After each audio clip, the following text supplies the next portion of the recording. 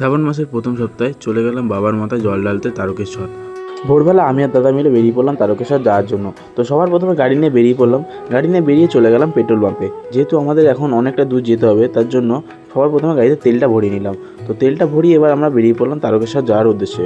ঘড়ির কাঁটায় বাজে 6:40। তো পেট্রোল পাম্প থেকে তেল ভরিয়ে এবার আমরা বেরিয়ে পড়লাম। আর বাইরের ওয়েদারটা এতই সুন্দর ছিল, ভোরবেলা তো একদম অসাধারণ লাগছিল। বাইরের ওয়েদারটা একদম মেঘলা মেঘলা। তারপর আমরা চলে আসলাম দক্ষিণেশ্বর। যেহেতু আমাদের এখন দক্ষিণেশ্বরে এখান থেকে বালি ব্রিজ হয়ে দিল্লি রোড ধরতে হবে, তো আমরা চলে আসলাম এখন বালি ব্রিজে। তো বালি ব্রিজ থেকে সকালবেলা গঙ্গা দেখার একটা মজাই আলাদা, অসাধারণ লাগছিলো কি বলবো। আর তো ভাবছিলাম এখানে কিছুক্ষণ একটু দাঁড়িয়ে নিই। তারপর দাদা বললো যে না, এখন আর দাঁড়াস না, অনেক বেজে গেছে, তাড়াতাড়ি ঢুকতে হবে তারকেশ্বরে। তো তার জন্য আমরা আবার বেরিয়ে পড়লাম। আর বাইরের ভিউটা যা লাগছিলো, অসাধারণ লাগছিলো। তারপর আমরা পৌঁছে গেলাম ডাকাত কালীবাড়ি। তো এখানেই দেখছিলাম সব বাবার ভক্তরা একে একে হেঁটে হেঁটে বাবার দর্শনের জন্য বাবার মন্দিরের দিকে আস্তে আস্তে এগিয়ে চলছে। তো আমরাও আস্তে আস্তে এগিয়ে চললাম। তারপর হঠাৎই আমাদের একটা প্রবলেমের মধ্যে পড়তে হয়। যেটা হয়েছে, আমার গাড়ির পেছনের চাকাটা লিক হয়ে গেছে। তো অনেক খোঁজাখুঁজির পর একটা দোকান পেলাম, সেখান থেকে গাড়ির পেছনের চাকাটা লিকটা সারিয়ে নিয়ে এবার আমরা বেরিয়ে পড়লাম। তারপর আমরা পৌঁছে গেলাম তারকেশ্বর।